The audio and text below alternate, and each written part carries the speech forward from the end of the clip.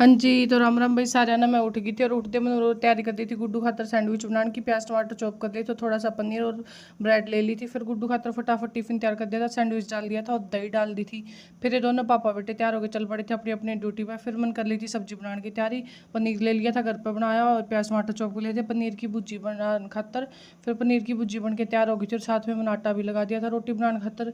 फिर करके अपनी रोटी सब्जी का और बर्तन साफ कर दिया था और सारी रसोई का काम खत्म कर दिया था। फिर मैं चली गई थी अंदर।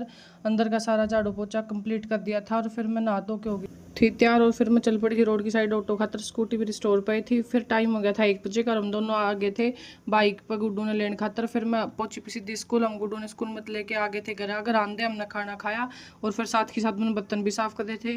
फिर हम अपना सामान लेके चल पड़े थे देवा और गाड़ी और नोनू भी ओढ़े थी। फिर हम दोनों मम्मी बेटे सेम सूट पहने और तैयार होकर चल पड़े थे गिनाला की साइड। हम सारे जने गाड़ी में बैठ के चल पड़े थे। आज इसके दादा का बर्थडे था तो उनकी सरप्राइज देने खातर हम सारे जने गांव में चल पड़े थे। फिर हमने इसका दादा खातर ले लिया था केक और दादाजी लिखवा लिया था। फिर हम पहुंच गए थे सीधे घर पे।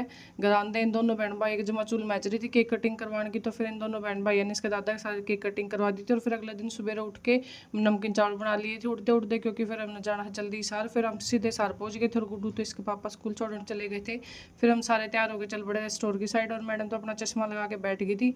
फिर मैं आ गई थी स्टोर पर। मैंने स्टोर पर छोड़ के इसके पापा चले गए थे नोनू।